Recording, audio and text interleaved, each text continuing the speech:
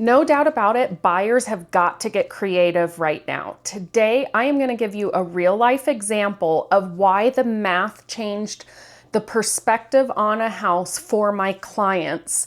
I actually tried to talk them out of this house, to be honest, and they did the math, and this house had what you would call adverse condition on it.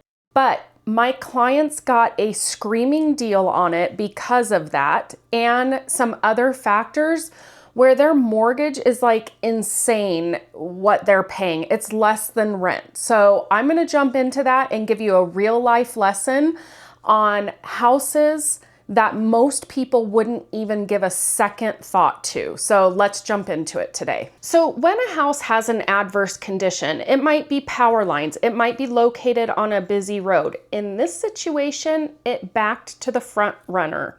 Now, for my client's privacy, I'm not going to say where it was, but most people know the front runner runs from Provo to Ogden. So you know that this home was along the Wasatch Front.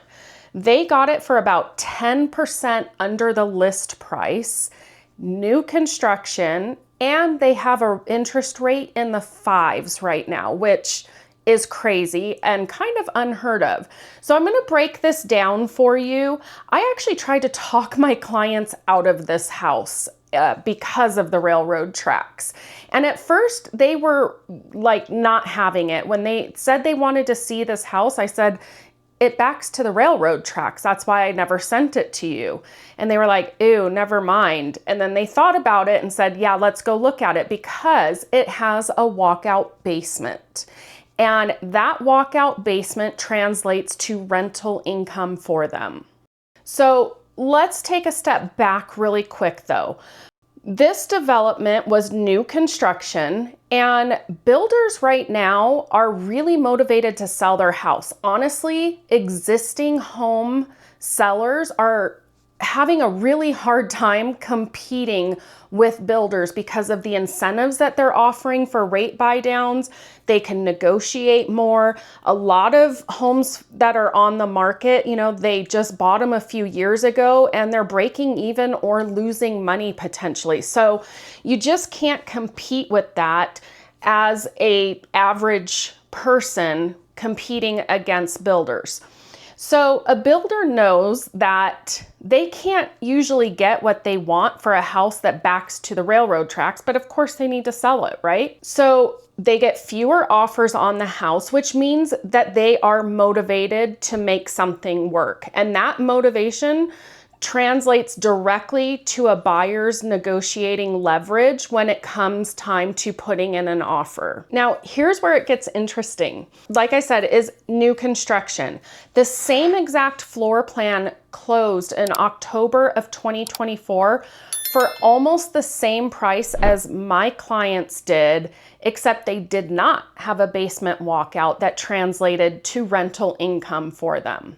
So what my clients are going to do is they're going to finish the basement, it is a walkout, and it is rentable. So immediately their rental income from this property, once they move somebody into their basement, is going to probably be between $1,800 and $2,000 a month on rental income living in the basement. So since I don't want to kind of give away where this house was purchased, and Utah is a non-disclosure state, I'm going to tell you from what the builder listed the home for to what the buyer purchased it for was almost 9.2% less than the list price, what they closed on.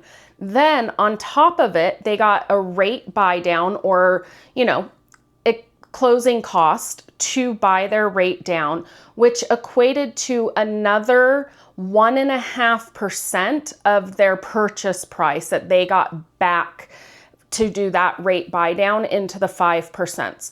So between the two, you're talking about almost 12% off from the list price if you look at it that way. That's a huge bonus for buyers right now.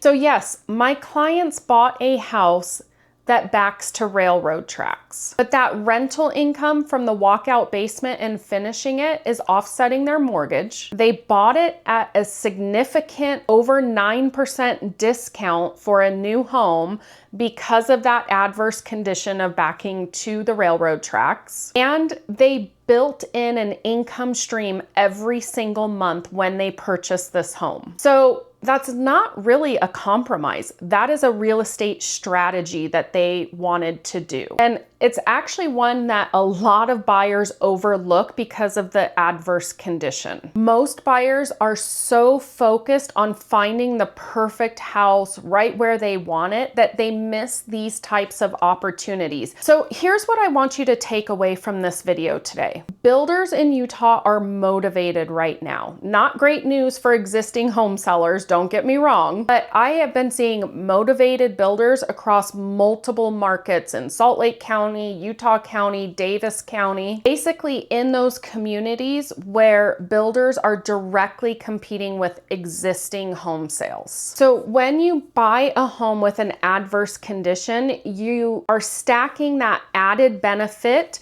If it's in new construction, you have builder motivation, and then you're stacking an adverse condition discount on top of that.